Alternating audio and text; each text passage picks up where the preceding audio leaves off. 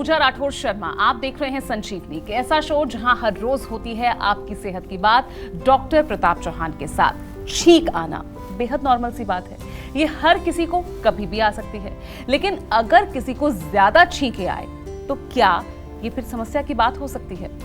ज्यादा छींक आने के पीछे क्या कारण होते हैं?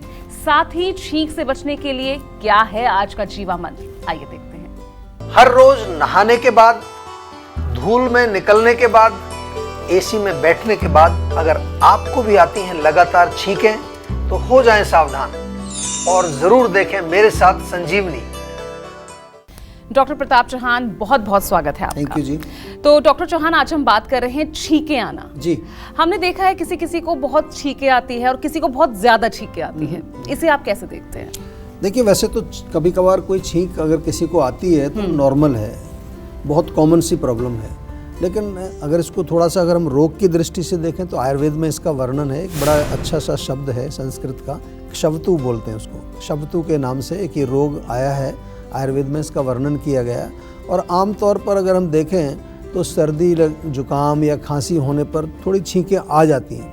कभी कभी किसी मेडिसिन के कारण भी होता है, मेडिसिन की स्मेल बहुत तीखी अगर हो या कोई भोजन में ऐसी स्मेल तीखी हो, उसके कारण भी छींकें आदमी को आ जाती हैं।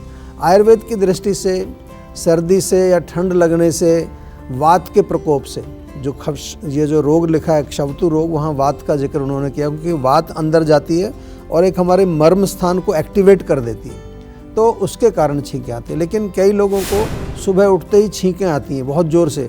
कुछ लोग नहा करके बाहर निकलते हैं तो उनको बहुत सारी छींकें आती हैं। कुछ लोग घर से जैसे बाहर कदम रखते हैं धूप में तो उनको छींकें आती हैं।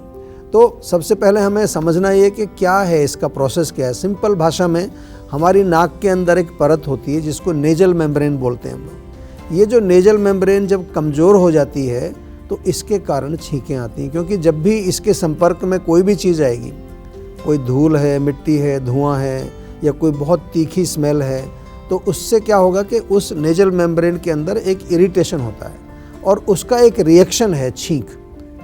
आम तौर पर जो इस तरह की प्रॉब्लम होती है जहाँ पर आपको कोई एलर्जन दिखाई देता है तो उसमें हम कहते हैं कि इसको एक एलर्जी हो गई है, नेजल एलर्जी इसको हो गई है। वो किसी केमिकल से हो सकती है, किसी स्ट्रॉन्ग स्मेल से हो सकती है, कभी कभार ठंड लगने से भी हो जाती है, ठंडा पानी पिया।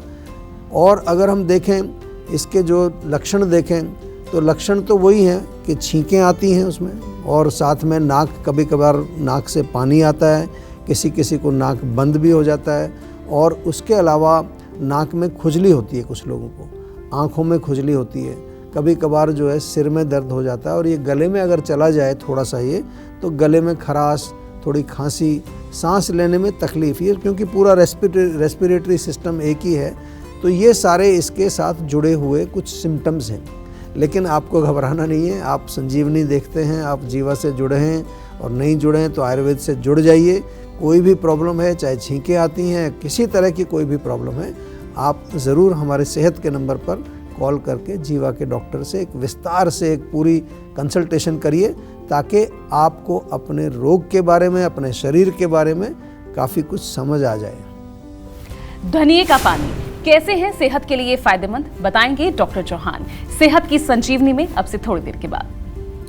डॉक्टर चौहान, ये छींक आना जी, ये किस वजह से है? क्या इसके पीछे मेन कारण है? क्यों ये छींकें आ रही है? ये हम कैसे पहचानें? देखिए, जो भी कोई रोग होता है उसको समझना बहुत ज़रूरी है। जब हम कहते हैं कि ये एक एलर्जी है, कई बार डॉक्टर के पास जाएंगे, आप कहेंगे आपको एलर्जी होगी, तो वहाँ पर कारण क्या है? कोई ना कोई एलर्जन यानी कि कोई बाहर का ऐसा तत्व है जो कि हमारी नेजल मेम्ब्रेन के संपर्क में आने से फिर हमें छींकें आएंगी। तो जैसे मैंने अभी बताया आपको कि किसी को धूल से, किसी को मिट्टी से, किसी को धुएं से, किसी को किसी स्मेल से, कभी कारपेट से, इवन घर में जो हमारे पेट्स होते हैं, जैसे डॉग्स हैं, कैट्स रखते हैं कुछ लोग, तो ये एलर्जिक राइनाइटिस इसको कहते हैं, या कई बार इसको नेजल एलर्जी कहते हैं। तो यहाँ पर जो है एक एलर्जन का होना आवश्यक होता है। लेकिन यदि आपको छींकें अदरवाइज आती हैं, यानी कि ठंड के कारण आती हैं, तो वहाँ पर जैसा मैंने कहा, आयुर्वेद में अगर हम देखें तो वहाँ वात दोष का प्रकोप वहाँ बताया उन्होंने। कभी कभार कफ का उसमें इन्वॉल्वमेंट भी होता है, या फिर जो है आम तौर पर जैसे ठंड जब लगती है या गला ख़राब होता है, गले में कोई इरिटेशन हो जाती है, या फिर जुकाम हो जाता है आपको, उसके कारण भी छींकें आम तौर पर आ जाती हैं। इसमें हल्का सा फीवर भी हो जाता है, नाक में थोड़ी ड्राइनेस, सूख जाती है अंदर से, कई बार नाक में आपको तेल डालना पड़ता है, या नाक बंद हो जाती है, और शरीर में हरारत महसूस होती है। थोड़ा सा ये एलर्जी से डिफरेंट होता है, जिसकी आज हम चर्चा कर रहे हैं। थकान हो सकती है, सिर में दर्द हो सकता है।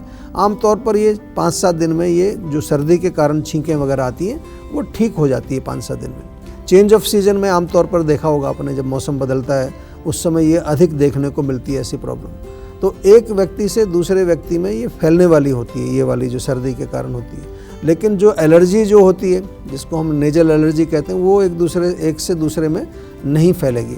और जो एलर्जी है उसमें आम तौर पर ये भी देखने को मिलता है, कई लोग कंप्लेन करते हैं कि छींकों के साथ साथ उनको कुछ स्किन की प्रॉब्लम्स भी आ जाती हैं। स्किन में रैशेज हो जाते हैं, स्किन में कहीं कहीं जो है खुजली होती है, कभी कभार जो है जलन होती है, बहुत तेज़ आँखों में जलन होती है, सांस लेने में तकलीफ़ होती है। तो थोड़ा सा हमें यहाँ पर डिफ्रेंशिएट करना ज़रूरी है कि जो आपको छींकें आती हैं वो एक एलर्जी है एक प्रकार की, या फिर वो जो है जिसको हम आयुर्वेद में जिसको डिस्क्राइब करते हैं, जहाँ हमारे दोषों का इम्बैलेंस होता है, इसका कोई मूल कारण होता है। और मूल कारण की बात यहाँ इसलिए समझा रहे हैं आपको कि जब भी आप किसी रोग की चिकित्सा करने चलते हैं तो आपको ये मालूम होना चाहिए कि मुझे ये प्रॉब्लम हुई क्यों है। ये क्वेश्चन आपको हमेशा पूछना चाहिए। किसी भी व्यक्ति को कभी कोई भी रोग होता, पहला क्वेश्चन उसके दिमाग में होना चाहिए कि मेरे को ये प्रॉब्लम हुई क्यों है। जब आप ये इस तरह से आप अप्रोच करेंगे रोग को, तो फिर 10 आपको चीज़ें वैसी नज़र आने लगेंगी कि कहाँ आपके खान पान में या लाइफस्टाइल में या कोई वातावरण में कोई चीज़ है। और जब आप इस तरह से सोचना शुरू करेंगे तब आप आयुर्वेद से जुड़ जाते हैं। और इस बीच हमारे साथ एक कॉलर जुड़ गई हैं, सुप्रिया हैं फरीदाबाद से। पूछिए सुप्रिया जी सवाल। हेलो जी नमस्कार। जी नमस्ते सर, मैं सुप्रिया बात कर रही थी, हरियाणा हाँ जी, फरीदाबाद बताइए। से। जी सर मेरी समस्या ये है कि मुझे ना मतलब काफी टाइम से मेरा जो वेट है, वेट तो मेरा नॉर्मल है, लेकिन जो मेरा बैली है वो बहुत ज्यादा मतलब बाहर को आ रहा है। तो अच्छा। इसके लिए मैं करती हूँ, जैसे एक्सरसाइज या योगा वगैरह कर लेती हूँ, जैसे सुबह सुबह गर्म पानी हनी के साथ वो सब भी लेती हूँ, लेकिन उससे मुझे कोई फर्क नजर नहीं आ रहा है सर।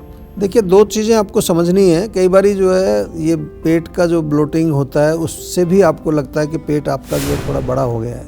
तो अगर ब्लोटिंग है तो जब तक आपका पाचन ठीक नहीं होगा तब तक आप फैट रिड्यूसिंग चीज़ें कुछ भी लेते रहेंगे, उससे बात नहीं बनेगी। और दूसरा क्या है कि जो हमारे आयुर्वेद के अनुसार हम कहें, जो फैट कैरिंग चैनल्स जो स्रोतस हैं जिनमें मेद चलता है यानी कि फैट चलता है, वो आमतौर पर बेली पर या बटक्स के ऊपर, ये चेस्ट के एरिया में ज़्यादा होते हैं ये चैनल्स हमारे। वहाँ अगर ब्लॉकेज हो जाए किसी तरह की तो फिर वो फैट वहीं जमा रहता है। बाकी शरीर में आपको दुबला पतला नज़र आएगा, एक ही जगह पर सब फैट जमा हो जाता है। तो उसमें थोड़ा फैट कैरिंग चैनल्स को साफ़ करना पड़ता है। जीवा की स्लिम टी बहुत अच्छी है, बहुत सारे लोग यूज़ करते हैं जीवा की स्लिम टी। और जहाँ तक वेट की बात अगर मैं करूँ तो अगेन एक वेट मैनेजमेंट प्रोग्राम हमारा है जीवा में, जिसमें हमारे न्यूट्रिशनिस्ट आपके साथ जुड़ते हैं, आपकी एनालिसिस करते हैं पूरी, और फिर आपको पर्सनलाइज्ड एक प्लान बना के देते हैं। फ़ोन पर भी ये हो जाता है प्रोग्राम, और फिर आपके साथ जुड़े रहते हैं। ऐसा नहीं कि एक बार डाइट बताई और फिर आपको भूल गए, फिर आपके साथ कंटिन्यूसली फॉलोअप होता है। हर हफ्ते आपसे बात करते हैं, समझते हैं क्या समस्या है, कहाँ गड़बड़ है। और उस तरह से हमने देखा कि 1 महीने के अंदर ही लोगों का वज़न कम होना शुरू हो जाता है। प्रॉपर तरीके से जब आप काम करते हैं तो रिजल्ट डेफिनेटली आते हैं। और अगर हम ऐसे ही बस क्योंकि एक व्यक्ति को कुछ फ़र्क पड़ा तो सभी वही चीज़ें लेना शुरू कर दें, ऐसा कोई रूल नहीं है कि जो एक व्यक्ति पर काम करता है वो दूसरे पर भी करेगा। जैसे आपने कहा गर्म पानी, नींबू, शहद, किसी पर काम करता है, किसी पर बिल्कुल काम नहीं करता। तो इसलिए आपको थोड़ा सा जीवा से जुड़ना है और वेट मैनेजमेंट प्रोग्राम के बारे में और डिटेल पता करके उसमें आप ज़रूर अपना एनरोलमेंट कराइए, ताकि आपको हमारे न्यूट्रिशनिस्ट अच्छी तरह से समझ करके फिर उसका उपचार बताएं। धनिए का पानी कैसे है सेहत के लिए फायदेमंद, बताएंगे डॉक्टर चौहान सेहत की संजीवनी में अब से थोड़ी देर के बाद। डॉक्टर चौहान, जिन लोगों को बहुत ज्यादा छींकें आती हैं, उनके लिए लाइफस्टाइल और डाइट में बदलाव लाना कितना जरूरी है, कितना आराम इस बदलाव से उन्हें मिल सकता है? देखिए, जो भी हमारा रोग होता है उसमें डाइट और लाइफस्टाइल का रोल बहुत इम्पोर्टेंट होता है। और जैसा कि पहले भी मैंने बताया कि मुख्य रूप से अगर ठंड से बचना है तो उसमें क्या है कि ठंड वाली चीज़ें हमें नहीं चाहिए। वातवर्धक भोजन, वात का हमने यहाँ पर जिक्र किया, तो वातवर्धक भोजन का सेवन नहीं करना है। और इसलिए बहुत ज़्यादा जैसे बर्फ़ वाली चीज़ें, आइस्ड कोई ठंडी कोल्ड ड्रिंक, आइसक्रीम, इसका सेवन बिल्कुल मत करिए। मिल्क प्रोडक्ट से भी फ़र्क पड़ता है इसमें। या फिर ऐसी चीज़ें जिनको हम कहते हैं बादी वाली चीज़ें हैं, उनका सेवन ना करें। हल्का सुपाच्य भोजन, बहुत अच्छा आराम मिलेगा। और साथ में थोड़ा सा अपना लाइफस्टाइल के बारे में अगर देखें तो सेडेंट्री मतलब बैठे मत रहिए, कुछ थोड़ा बहुत मूवमेंट होना चाहिए। थोड़ा दिन में थोड़ा आप एक्सरसाइज करें, सोएं, दिन में ना सोएं, ये भी बहुत ज़रूरी है। नियमित रूप से कुछ ना कुछ हल्का फुल्का व्यायाम, एक्सरसाइज, तिल के तेल से मालिश करेंगे, उससे भी बहुत फ़र्क पड़ेगा आपको। और वेट को ना बढ़ने दें। हर रोज़ 1/4 चम्मच सौंठ का चूर्ण, उसको शहद में मिलाकर दिन में 2 बार आप चाट सकते हैं। जीवा का एक अनु तेल आता है, बहुत बढ़िया तेल है, उसको नाक में डालें दिन में 2 बार। और हर रोज़ जीवा का आप च्यवनप्राश जरूर खाएं। जीवा का एक सीतोपलादी चूर्ण आता है, अगर आपको कोल्ड कफ भी है, बहुत अच्छा काम करता है। या फ्लूकॉन टैबलेट हमारी आती है। ये चीज़ें आप इजीली अपने घर में रख सकते हैं, बहुत सरल चीज़ें हैं। ये कोई ऐसा नहीं कह सकते कि ये बहुत स्ट्रॉन्ग मेडिसिन्स हैं कोई। ये छोटी मोटी चीज़ें जो आपके दोषों को बैलेंस करती हैं, आपकी इम्यूनिटी को स्ट्रॉन्ग रखती हैं, और सभी प्रकार के जो आपके इंटरनल जो भी कॉजेज़ जिनको हम कहते हैं आयुर्वेद में, उनको बैलेंस रखती हैं। और चलिए अब जानते हैं आज का जीवा मंत्र। डॉक्टर चौहान, आयुर्वेद में छींक का इलाज क्या है? आयुर्वेद में छींक का बहुत अच्छा इलाज है। जैसा मैंने कहा कि इसमें हम सबसे पहले रोग के मूल कारण को समझ करके और फिर उसको आपको कस्टमाइज यानी कि पर्सनलाइज मेडिसिन इसमें दी जाती है।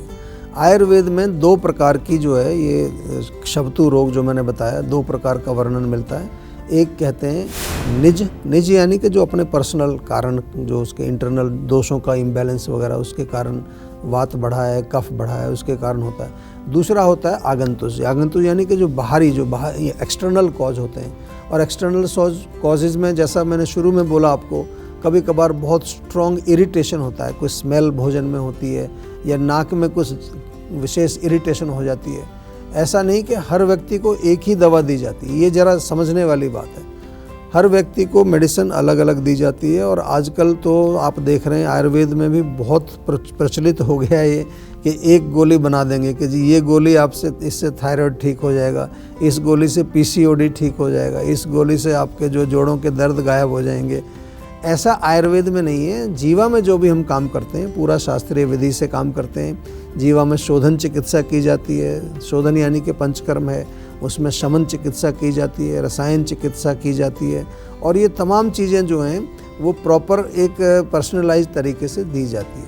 इसीलिए जो है मैं बार बार यही कहूँगा कि आप जो है जब भी किसी रोग का आप इलाज करते हैं उसको अच्छी तरह से समझ करके और उसके जो भी निर्देश हमारे डॉक्टर्स देते हैं उसके अनुसार उसकी चिकित्सा करें, तभी आपका रोग जो है वो पूर्ण रूप से ठीक होगा। टेंशन लेने से सेहत नहीं बनेगी। सेहत बनानी है तो सेहत का नंबर मिलाएं जो है 0129404040 और डॉक्टर चौहान की टीम के डॉक्टर से बात करके गुड हेल्थ पाएं। धनिये का पानी कैसे है सेहत के लिए फायदेमंद, बताएंगे सेहत की संजीवनी में डॉक्टर प्रताप चौहान। लेकिन एक छोटे से ब्रेक के बाद, क्योंकि ब्रेक के बाद भी जारी रहेगी सेहत की बात डॉक्टर प्रताप चौहान के साथ।